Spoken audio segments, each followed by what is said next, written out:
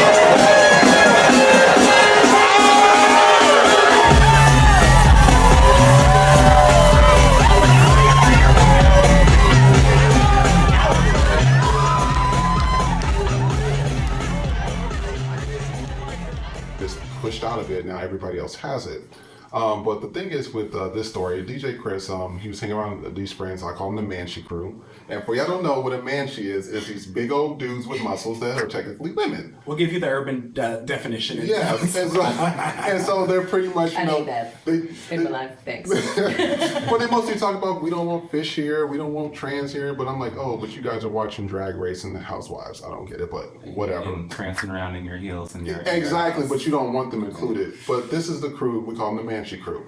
And so DJ, I used to see him perform at a lot of parties. And what happened recently is that, this was over the last year or so, and I said, hey, I noticed that he hasn't been around because he usually plays a lot of events, maybe because he's busy. His friends was, the Queen of the Manshis, we don't mess with him, we don't roll with him like that anymore. And I said, why? He started catering towards the white dudes at the parties, and he stopped comping us to get in, and we're the ones that elevated him to get onto that level. And I'm looking at them like, are you serious? I said, y'all elevated this guy who's a working man trying to build his business up. I said, it couldn't have been personal. It could have been that he couldn't get you in that day, or it could be anything. And we know going to a lot of events, there's always different reasons that we couldn't get you in. Mm-hmm. And I call this one Dreads and Aloof. Dreads and Aloof was like, he started acting like that, so we don't mess with him anymore. And so I just want to ask y'all, one, are these people really your friends? Or should you be focused on your business? Or should your friends be understanding that, hey, you're a business person and you're trying to elevate, so either you want to support me on the business side or don't support me at all? What do you guys think?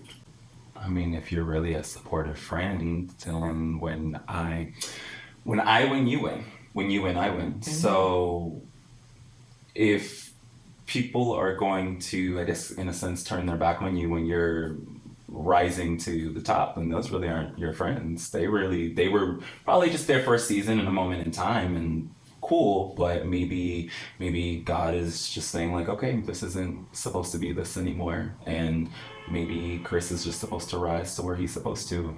Or they were your friends, and then maybe they were friends with ulterior motives or Just to get into ulterior parties and stuff. expectations of what that friendship was going to yield or be. And then if they don't get, every friendship or relationship is kind of like it's a contract, it's like a social contract. It's a transaction, I get certain things out of all my relationships. My relationships with my parents, my partner, my friends. Even within my friends, there's different things I get. Some people I work with, some people I don't. But like something like that, it's like you gotta, be clear on what your expectations are and what being a friend means, because that ain't it. Exactly. Yeah. And another thing that got me about that was when they said catering to white dudes, and I'm like, don't y'all all do that? I've literally been to parties with them, and they will let white dudes, and they say N-word, the whole ER, N-word this, and I'm gonna get his BBC cock, and all this stuff, and I'm just like, y'all cater towards them just to be accepted at these parties. Y'all allow them to say stuff, all types of things to you, Wow. and you do not check them. I'm like, you don't think that's offensive? And when I was with one of our other co-hosts, Westy, who was on here, he had to check one guy, and all the dudes, the African dudes, are, oh, don't say nothing to him. You're gonna mess up my high. So okay, you guys are high, and y'all don't want to mess up him, because I guess this guy was very popular. Sure. So, and I said, so you guys would say that this guy's catering towards him, towards white folks, and he's just trying to build his business. He's just trying to elevate. Y'all take things too seriously in these groups. So this is the reason why I feel back from hanging out with a lot of people in the community, because it's just like, you don't know who's really friend or foe, if they're really there to be your Right, friends or not. right. And just to see that, I'm like, what if this guy, and just to think of this, for DJ Chris, what if he was in the hospital? These same group of people, were they really your friends? Would they pay your bills? Would they Would come they to show see you? up? Would they go to the Exactly. hospital? Right. And just from this incident of, They don't want to be on that list. we don't rock with you no more because he doesn't compass the parties. I'm like, So maybe he dodged the bullet. Maybe he did. Yes, he did. I think he Like did. you said, I think things like that present themselves, and people show themselves. They tell you who they are. Eventually, people tell you who they are by their actions. Baby, let the trash take itself out. Yes. Right this And way. really, and Yes. also Right at the this end of the way. day where they... And in closing, I quote Maya Angelou, when people show you who they are, believe them. Okay. And DJ Chris, if you would like to come on and talk about it, we would definitely love to have you on this show as well. Yes, indeed. Because you're a business person. Yes. They should support you. Yes. Talk about your business, y'all. Yes. We love you guys so much. Thank you so much for tuning into the Yin and Yang show. Love and light to you all. Hello, ladies and gentlethems. If you're enjoying the show, please be sure to like, comment, and subscribe so you can not only be a part of the conversation, but you will also be in the know when we upload new content. Love and light to you all.